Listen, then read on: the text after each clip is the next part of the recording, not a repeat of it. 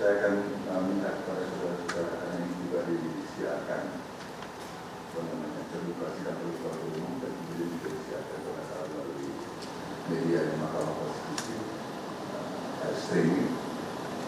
Saya minta kepada saudara-saudara siapa yang hadir, para pelapor ini, mulai dari sebelah kiri saya, silakan. Selamat pagi yang mulia, saya Andi Radian, co-founder dari Lembaga Sahabat Konstitusi atau Amicus Constituere.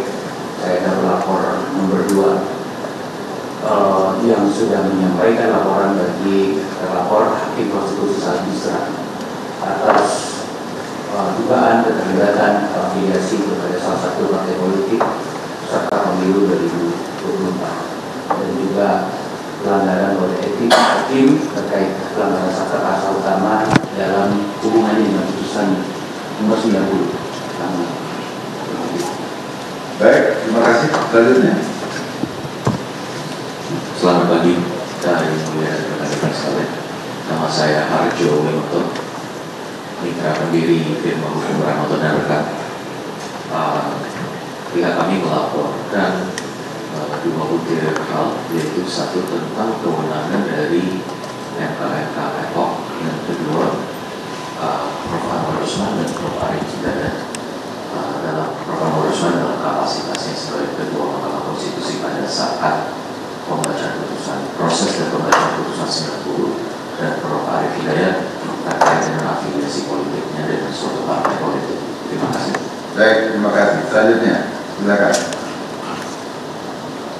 Baik, izin yang mulia. Perkenalkan, kami dari Aliansi Pemuda Berkeadilan. Saya Andi, rekan saya Andi Sultan Abdillah, dan rekan saya yang samping Andika Udiantara. Kami di sini dengan pelaporan terhadap hakim terlapor Prof. Arief Hidayat tentang penerimaan atau menerimanya jabatan Ketua Umum PAGMI. Sekian yang mulia. Baik, silakan selanjutnya sebelah kanan saya. Ya, baik, terima kasih yang mulia majelis. Perkenalkan, di sini kami mewakili dari rekan kami mahasiswa Alfon Proklamasi Torus yang memberikan kuasa kepada Elia di Hulu, dan saya sendiri Didi Rizali Agung Gomo dari Mingguan Gomo Fakultas Law Office. Kami melaporkan tindakan etik dari yang mulia Profesor Dr. Haji Anwar Usman terkait keterangannya pasca putusan MKMK itu, di mana beliau memberikan keterangan pers yang menurut kami melanggar sakta pasal utama dari Mahkamah Konstitusi. Terima kasih yang mulia. Silakan, teruskan. Baik, terima kasih yang mulia. Saya Ziko Leonard Jagar Dosi Manjuntak selaku pelapor nomor 1. Saya melaporkan Bapak Anwar Usman atas dugaan laporan pelanggaran etik karena tidak bisa menerima putusan MKMK dengan cara menggugatkan ke petun dan konferensi pers beliau. Terima kasih yang mulia. Baik, terima kasih. Semua sudah memperkenalkan diri dan sudah direkod. Apakah ada yang pelapor yang lewat dari? Tidak ada ya? Baik, semuanya sudah datang. Terima kasih Anda sudah datang, walaupun kami tahu perjuangannya luar biasa karena kemacetan di depan ya, sehingga mungkin ada yang jalan kaki tidak dari jauh. Ada ya? Ya, jalan kaki. Wah, itu demi kesehatan apa-apa. Baik, saudara-saudara, kita akan mulai pengungkapan putusan ini dengan putusan nomor 0305. Saya akan mulai biasa karena kemacetan di depan ya, sehingga mungkin ada yang jalan kaki enggak yang dari jauh ini? Ada ya? Ya. Ya, jalan kaki. Wah, itu demi kesehatan nggak apa-apa lah ya. Baik, saudara-saudara, kita akan mulai pengucapan putusan ini dengan putusan nomor 0305. Saya akan mulai bacakan. Majelis Kehormatan Mahkamah Konstitusi putusan nomor 03-L-03-03-2024 dan nomor 05-MKMK-L-03-2024 demi kehormatan, keluhuran martabat serta perilaku hakim konstitusi yang berdasarkan ketuhanan yang Maha Esa, Majelis Kehormatan Mahkamah Konstitusi, Majelis Kehormatan yang dibentuk berdasarkan keputusan Ketua Mahkamah Konstitusi nomor 1 tahun 2024 tentang pembentukan dan keanggotaan Majelis Kehormatan Mahkamah Konstitusi bertanggal 2 Januari 2024 telah memeriksa, mengadili, dan memutus laporan dugaan pelanggaran kode etik dan perilaku hakim konstitusi dengan uraian sebagai berikut. 1. Identitas pelapor. 1.1 perorangan yang tergabung dalam Aliansi Pemuda Berkeadilan, nama Andika Ujiantara, selanjutnya dianggap dibacakan. 2. Nama Andu Sultan Abdillah Harahap, selanjutnya dianggap dibacakan. 3. Andi, selanjutnya dianggap dibacakan. 2. Perorangan warga negara Indonesia, nama Harjo Winoto, selanjutnya dianggap dibacakan. Untuk selanjutnya disebut para pelapor. Mengajukan laporan terhadap identitas terlapor, nama Arif Hidayat, tempat tanggal lahir Semarang 3 Februari 1956, jabatan Hakim Konstitusi, alamat Gedung Mahkamah Konstitusi, Jalan Medan Merdeka Barat 6, Jakarta. Berdasarkan pada dua hal, yaitu laporan dan atau kedua temuan VD pasal 11 PMK nomor 1 tahun 2023 yang disebut dengan laporan adalah surat laporan dugaan yang diajukan oleh pelapor kepada Majelis Kehormatan mengenai dugaan pelanggaran kode etik dan pedoman perilaku hakim konstitusi yang dilakukan oleh hakim terlapor VD pasal 12 ayat 1 PMK 1 tahun 2023.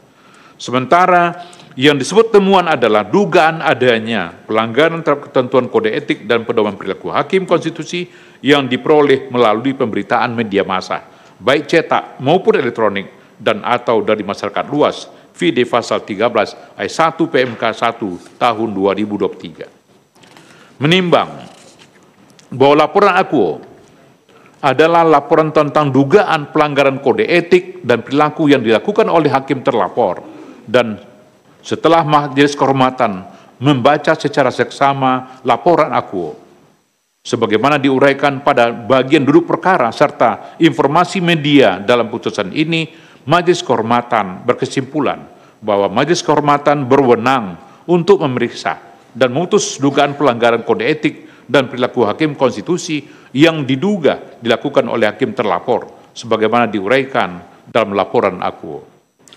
Kedudukan hukum pelapor 5.3 menimbang bahwa berdasarkan pasal 1 angka 8 junto pasal 15 ayat 1 PMK 1 tahun 2023 yang dapat mengajukan laporan adalah perseorangan, kelompok orang, lembaga atau organisasi yang punya kepentingan langsung dengan substansi yang dilaporkan.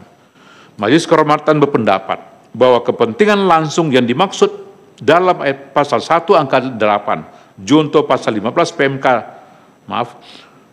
pasal 15 ayat 1 PMK nomor 1 tahun 2003 adalah kepentingan yang langsung terganggu dan atau tercederai oleh pelanggaran terhadap kode etik dan perilaku hakim konstitusi yang diduga dilakukan oleh hakim konstitusi. Kepentingan dimaksud adalah kepentingan untuk menjaga atau memelihara kepercayaan publik terhadap Mahkamah Konstitusi dalam melaksanakan kewenangan konstitusionalnya secara efektif.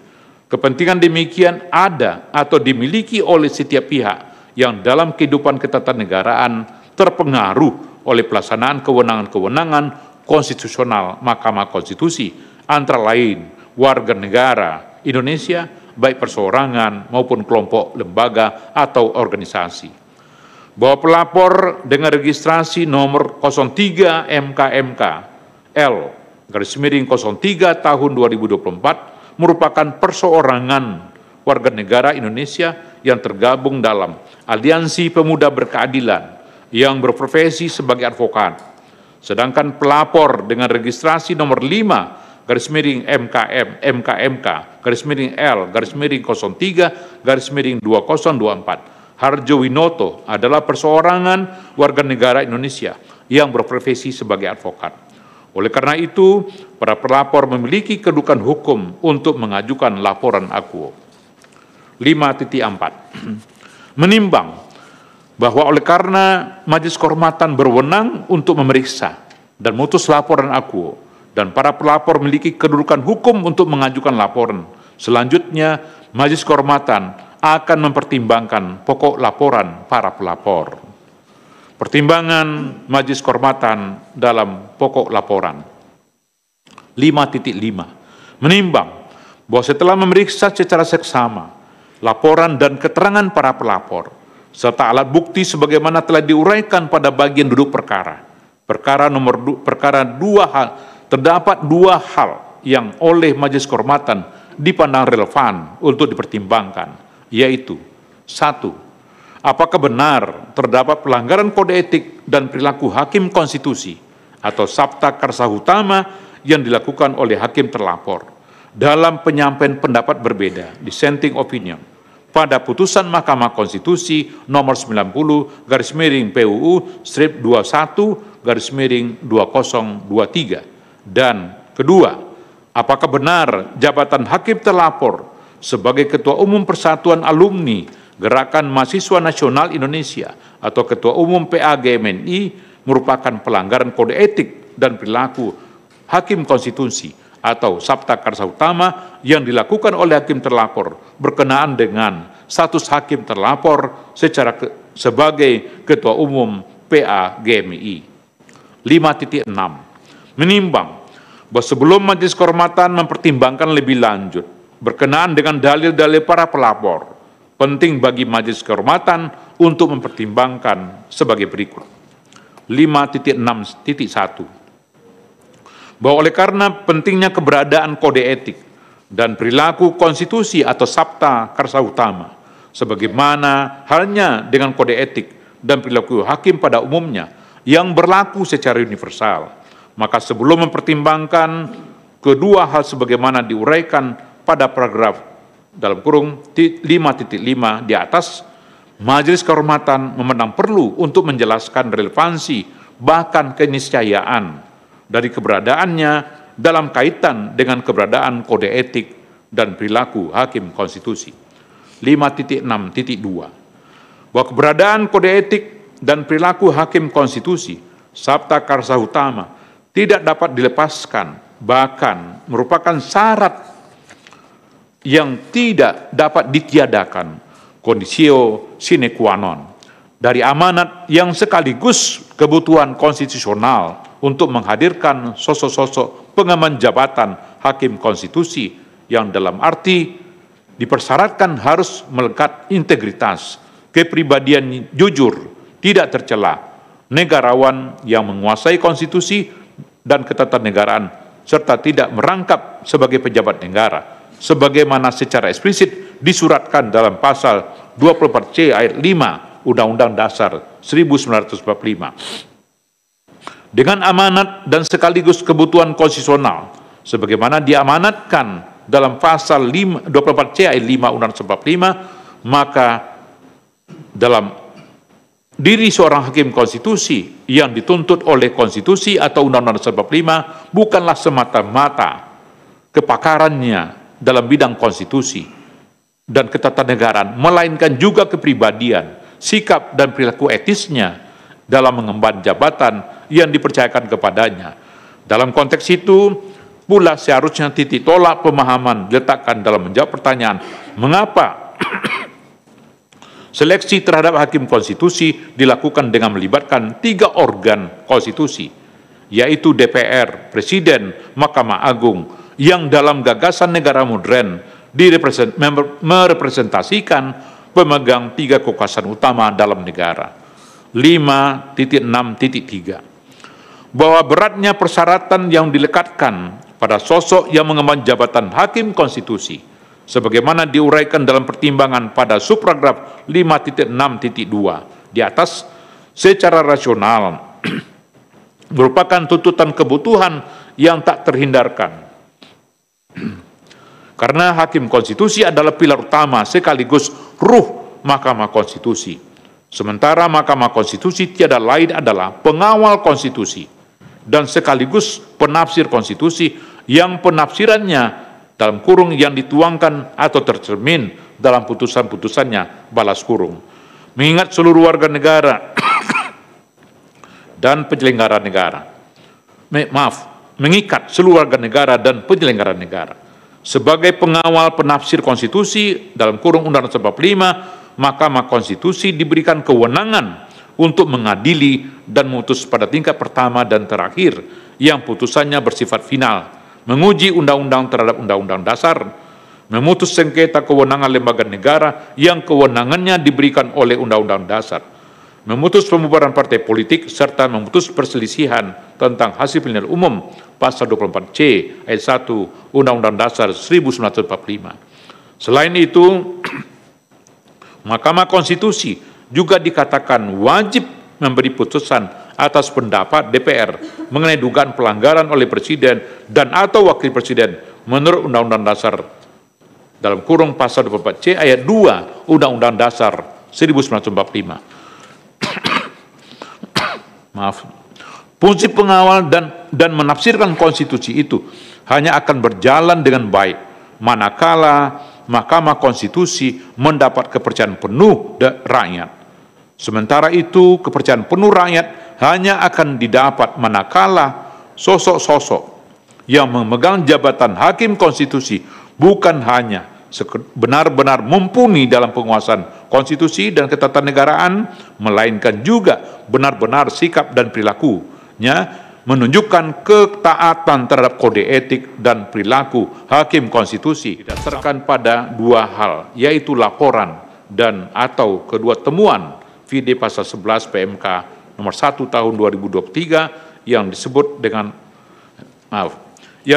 laporan adalah surat laporan dugaan yang diajukan oleh pelapor kepada Majelis Kehormatan mengenai dugaan pelanggaran kode etik dan pedoman perilaku hakim konstitusi yang dilakukan oleh hakim terlapor. VD pasal 12 ayat 1 PMK 1 tahun 2023.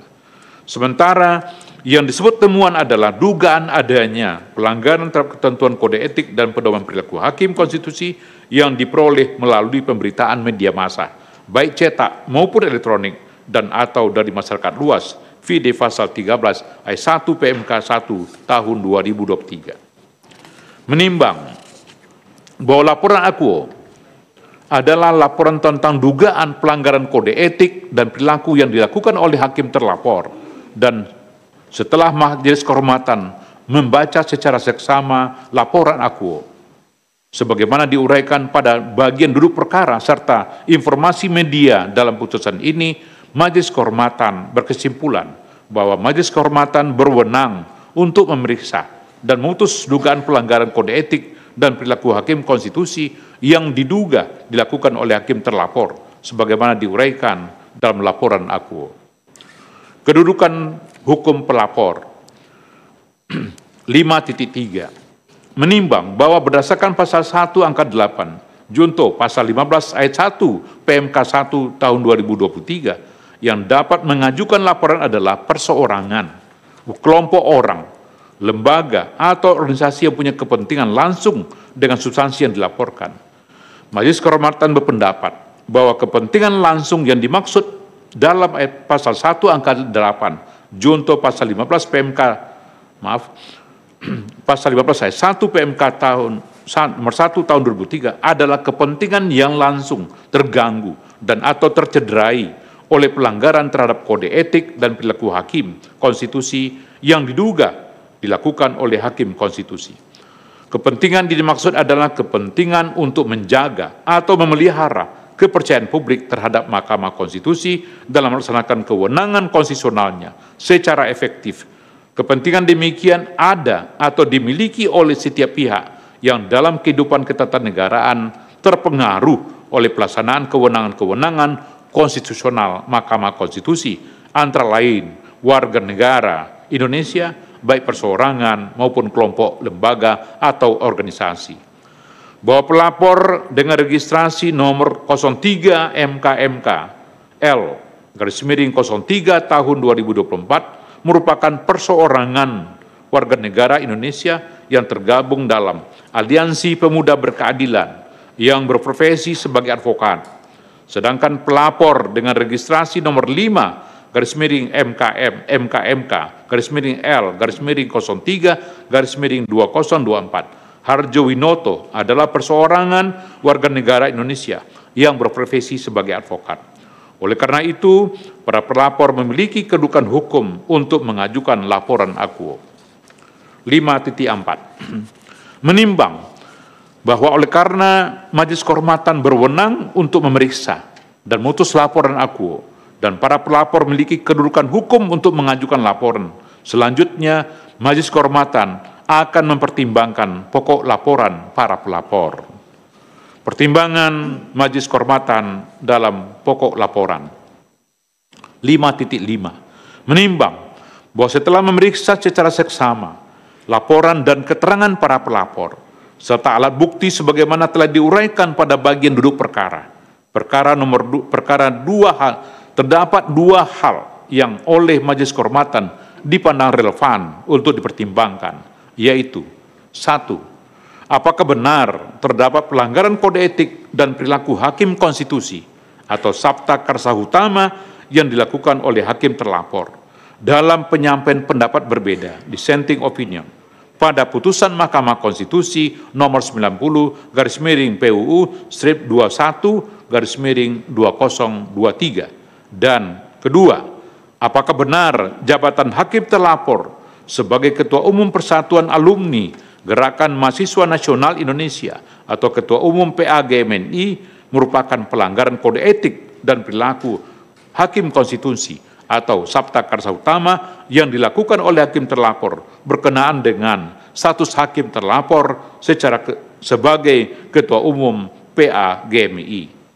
5.6 menimbang bahwa sebelum Majelis Kehormatan mempertimbangkan lebih lanjut berkenaan dengan dalil-dalil para pelapor, penting bagi Majelis Kehormatan untuk mempertimbangkan sebagai berikut.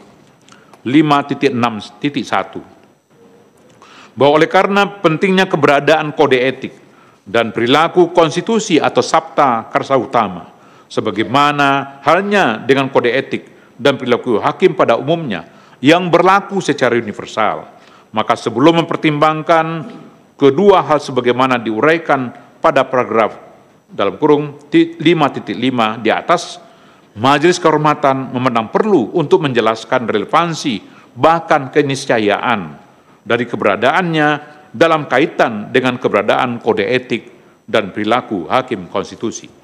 5.6.2 bahwa keberadaan kode etik dan perilaku hakim konstitusi sabta karsa utama tidak dapat dilepaskan, bahkan merupakan syarat yang tidak dapat ditiadakan, conditio sine qua non, dari amanat yang sekaligus kebutuhan konstitusional untuk menghadirkan sosok-sosok pengemban jabatan hakim konstitusi yang dalam arti dipersyaratkan harus melekat integritas, kepribadian jujur, tidak tercela, negarawan yang menguasai konstitusi dan ketatanegaraan, serta tidak merangkap sebagai pejabat negara, sebagaimana secara eksplisit disuratkan dalam pasal 24C ayat 5 Undang-Undang Dasar 1945.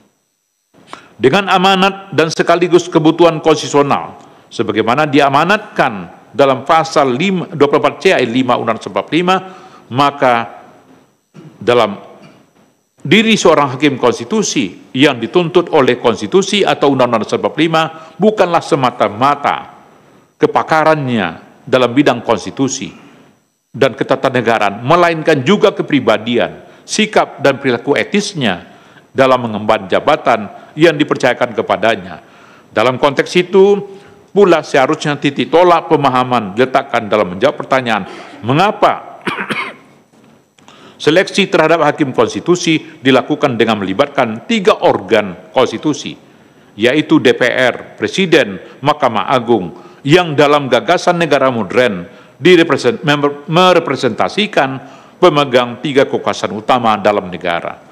5.6.3 bahwa beratnya persyaratan yang dilekatkan pada sosok yang mengemban jabatan hakim konstitusi, sebagaimana diuraikan dalam pertimbangan pada subparagraf 5.6.2 di atas, secara rasional merupakan tuntutan kebutuhan yang tak terhindarkan.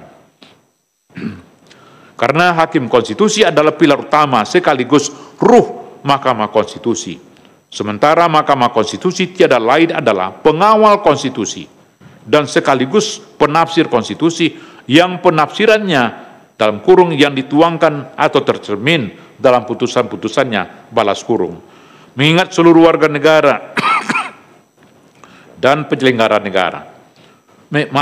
Mengikat seluruh warga negara dan penyelenggara negara.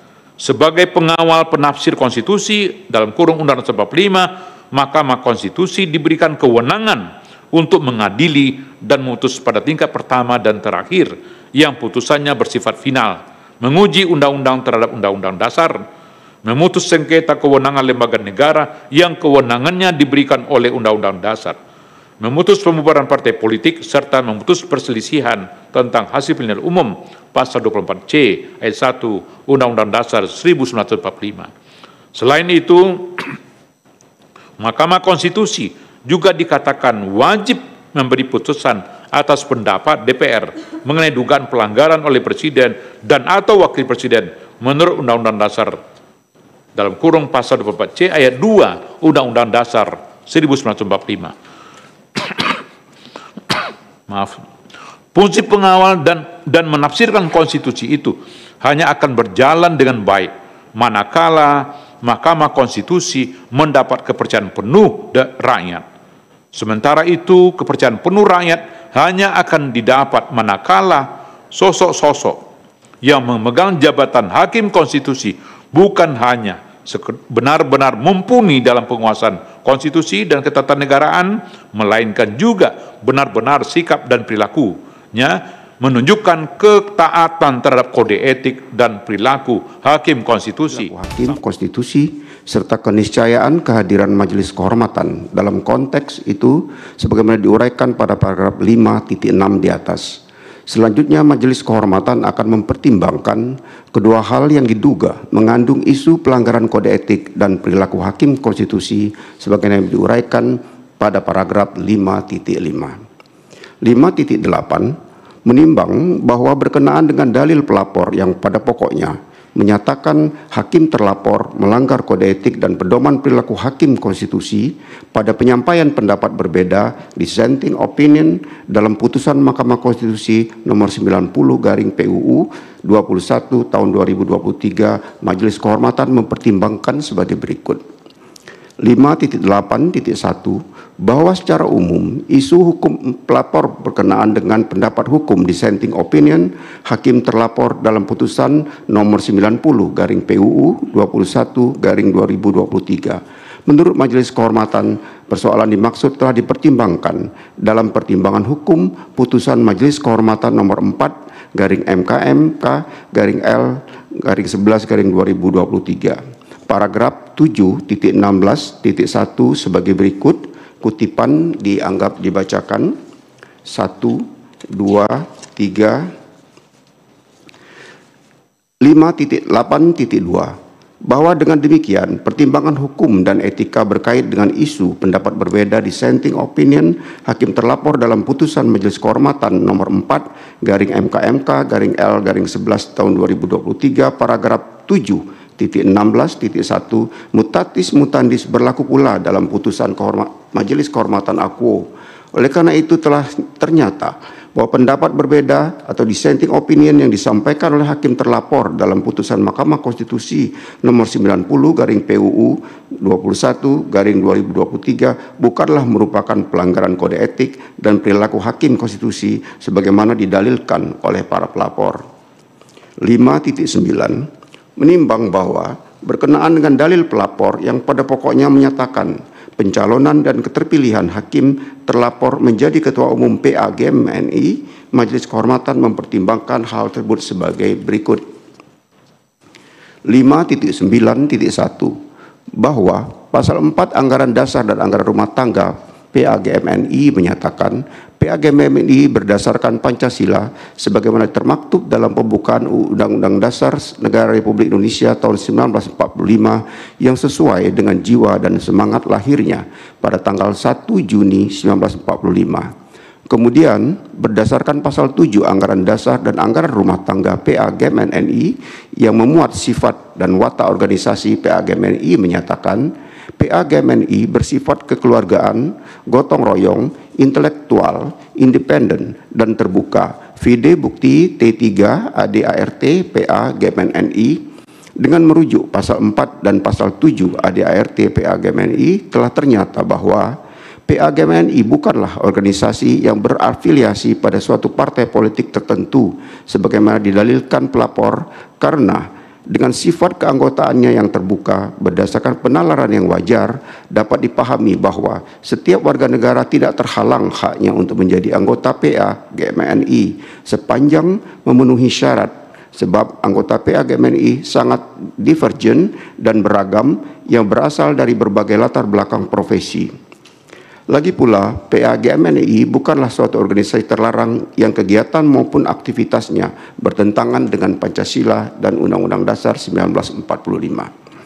5.9.2 bahwa berkenaan dengan dalil pelapor perihal dugaan hakim terlapor melanggar kode etik karena dicalonkan bahkan terpilih menjadi ketua umum PAGMNI menurut Majelis Kehormatan pada saat akan mencalonkan diri dalam kontestasi pemilihan ketua umum PAGMNI, hakim terlapor telah beritikad baik untuk meminta izin terlebih dahulu kepada Dewan Etik dan oleh Dewan Etik telah dijawab melalui surat nomor 9-DEH-K-U-02-5-2021 vide bukti T2 atau surat jawaban dari Dewan Etik yang pada pokoknya menyatakan bahwa Dewan Etik memperkenankan hakim terlapor untuk dicalonkan sebagai ketua umum PAGMNI. Dengan demikian, secara implisit, Dewan Etik dengan sendirinya telah mempertimbangkan proses pencalonan hakim terlapor sebagai ketua umum PAGMNI dari perspektif Sabta Karsa Utama. Penting untuk ditegaskan bahwa Dewan Etik adalah perangkat yang memiliki fungsi identik dengan Majelis Kehormatan sebagai penjaga dan penegak kehormatan, keluhuran, martabat, serta kode etik dan perilaku hakim konstitusi. Hal itu dapat dilihat dari pasal 1 angka 2 Peraturan Mahkamah Konstitusi nomor 2 tahun 2013 tentang Dewan Etik Hakim Konstitusi yang menyatakan Dewan Etik adalah perangkat yang dibentuk oleh Mahkamah Konstitusi untuk menjaga kehormatan, keluhuran, martabat, dan perilaku hakim konstitusi, serta kode etik dan pedoman perilaku hakim konstitusi atau Sabta Karsa Utama.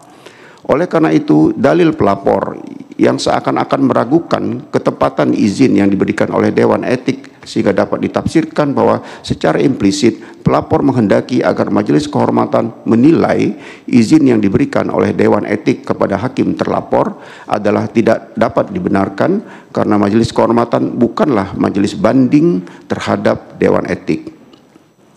5.9.3 bahwa dalam persidangan Majelis Kehormatan juga terungkap fakta sebagaimana diterangkan oleh hakim terlapor bahwa dalam praktek pernah terjadi di mana hakim konstitusi yang bahkan sedang menjabat sebagai ketua Mahkamah Konstitusi yaitu Profesor Dr. Muhammad Mahfud MD SHSU pernah menjabat sebagai koordinator presidium Korps Alumni Himpunan Mahasiswa Islam HMI periode 2012-2017 vide MKRI ID.php page halaman 8076 bertanggal 26 Maret 2021. Oleh karena itu, seorang hakim konstitusi yang menjabat sebagai ketua atau pimpinan organisasi kemasyarakatan tidak serta-merta dapat dikatakan melanggar kode etik dan perilaku hakim konstitusi. Hal demikian harus dinilai secara kasuistis yang senantiasa dikaitkan dengan situasi faktual yang terjadi dalam masyarakat. Artinya, penerapan prinsip Sabta Karsa Utama harus mempertimbangkan perubahan sosial yang menuntut dilakukannya perubahan cara pandang dalam menilai perilaku pejabat publik pada umumnya dan hakim konstitusi pada khususnya. 5.9.4 bahwa selanjutnya berkenaan dengan dalil pelapor perihal hakim terlapor saat terpilih menjadi Ketua Umum PA GMNI dilantik oleh Megawati Soekarno Putri sehingga terkesan terdapat afiliasi antara PA GMNI dengan PDI Perjuangan. Hakim terlapor membenarkan peristiwa tersebut dalam persidangan Majelis Kehormatan. Namun hakim terlapor menerangkan bahwa Megawati Soekarno Putri pada saat melantik Ketua Umum PA GMNI dimaksud adalah dalam kapasitas sebagai Ketua Dewan Pembina PA GMNI. Selain itu hakim terlapor juga menerangkan bahwa PA GMNI tersebar di berbagai organisasi politik. Terhadap keterangan hakim terlapor tersebut, Majelis Kehormatan berpendapat bahwa sepanjang tidak terdapat bukti-bukti yang menunjukkan sebaliknya, tidak cukup alasan untuk menyatakan telah terjadi pelanggaran terhadap Sabta Karsa Utama, semata-mata karena seorang hakim konstitusi menjabat sebagai ketua atau pimpinan organisasi kemasyarakatan dan pada saat pelantikannya dilakukan oleh seorang tokoh politik yang secara kebetulan adalah juga ketua umum suatu partai politik atau organisasi politik. Dengan demikian, bahwa dalil pelapor yang mengaitkan perihal status hakim terlapor sebagai Ketua Umum PA GMNI dan pelantikannya yang dilakukan oleh Megawati Soekarno Putri seolah-olah terdapat afiliasi hakim terlapor dengan PDI Perjuangan, sehingga menurut pelapor merupakan pelanggaran terhadap prinsip integritas serta prinsip kepantasan dan kesopanan dalam Sabta Karsa Utama adalah tidak beralasan menurut hukum. Dengan kata lain, kedudukan hakim terlapor sebagai Ketua Umum PA GMNI bukanlah merupakan pelanggaran kode etik dan perilaku hakim konstitusi sebagaimana yang didalilkan oleh pelapor. 5.10 Menimbang terhadap hal-hal lain dan selebihnya terutama dalil-dalil yang secara eksplisit meminta Majelis Kehormatan mengoreksi putusan-putusan Majelis Kehormatan sebelumnya sehingga Majelis Kehormatan saat ini seakan-akan diminta untuk menjadi majelis banding terhadap putusan-putusan Majelis Kehormatan tersebut tidak dipertimbangkan lebih lanjut karena selain tidak ada relevansinya, menurut Majelis Kehormatan saat ini tidak memiliki kewenangan demikian. Baik, saya lanjutkan. Sebelum masuk ke kesimpulan, saya ada koreksi sedikit pada poin 5.10. Menimbang terhadap hal-hal lain dan selebihnya, terutama dalil-dalil yang secara implisit meminta Majelis Kehormatan mengoreksi putusan Dewan Etik, sehingga Majelis Kehormatan saat ini seakan-akan diminta untuk menjadi majelis banding terhadap putusan Dewan Etik, tidak dipertimbangkan lebih lanjut karena selain tidak ada relevansinya, Majelis Kehormatan saat ini tidak memiliki kewenangan demikian. Kesimpulan, menimbang bahwa berdasarkan uraian duduk perkara, fakta-fakta yang terungkap dalam rapat dan sidang pemeriksaan serta pertimbangan hukum dan etika di atas, dapat disimpulkan bahwa telah ternyata tidak terdapat pelanggaran kode etik dan perilaku hakim konstitusi in casu prinsip integritas dan prinsip kesopanan dan kepantasan dalam Sabta Karsa Utama yang dilakukan oleh hakim terlapor sebagaimana didalilkan pelapor. Amar putusan. Mengingat Undang-Undang Nomor 24 Tahun 2003 tentang Mahkamah Konstitusi yang telah diubah terakhir dengan Undang-Undang Nomor 7 Tahun 2020 tentang perubahan ketiga atas Undang-Undang Nomor 24 Tahun 2003 tentang Mahkamah Konstitusi dan Peraturan Mahkamah Konstitusi Nomor 1 Tahun 2003 tentang Majelis Kehormatan Mahkamah Konstitusi memutuskan menyatakan 1. Hakim terlapor tidak terbukti melakukan pelanggaran terhadap kode etik dan perilaku hakim konstitusi sepanjang terkait dengan penyampaian pendapat berbeda atau dissenting opinion dari hakim terlapor dalam putusan Mahkamah Konstitusi nomor 90/PUU 2020 angka Romawi 2021 tahun 2023. 2. Hakim terlapor tidak terbukti melakukan pelanggaran terhadap kode etik dan perilaku hakim konstitusi sepanjang berkait dengan kedudukan hakim terlapor sebagai Ketua Umum Persatuan Alumni Gerakan Mahasiswa Nasional Indonesia. Demikian diputus dalam rapat Majelis Kehormatan oleh 3 anggota Majelis Kehormatan, yaitu Idewa Gede Palguna sebagai Ketua Merangkap Anggota, Ridwan Mansur sebagai Sekretaris Merangkap Anggota, dan Yuliandri sebagai anggota. pada hari Selasa tanggal 19 bulan Maret tahun 2024 dan hari Selasa tanggal 26 bulan Maret tahun 2024 dan diucapkan dalam sidang pleno Majelis Kehormatan Mahkamah Konstitusi yang terbuka untuk umum pada hari Kamis tanggal 28 bulan Maret tahun 2024 selesai diucapkan pukul 9:52 menit 42 detik oleh 3 anggota Majelis Kehormatan Mahkamah Konstitusi, yaitu Idewa Gede Palguna sebagai Ketua Merangkap Anggota, Ridwan Mansur sebagai Sekretaris Merangkap Anggota, dan Yuliandri sebagai anggota.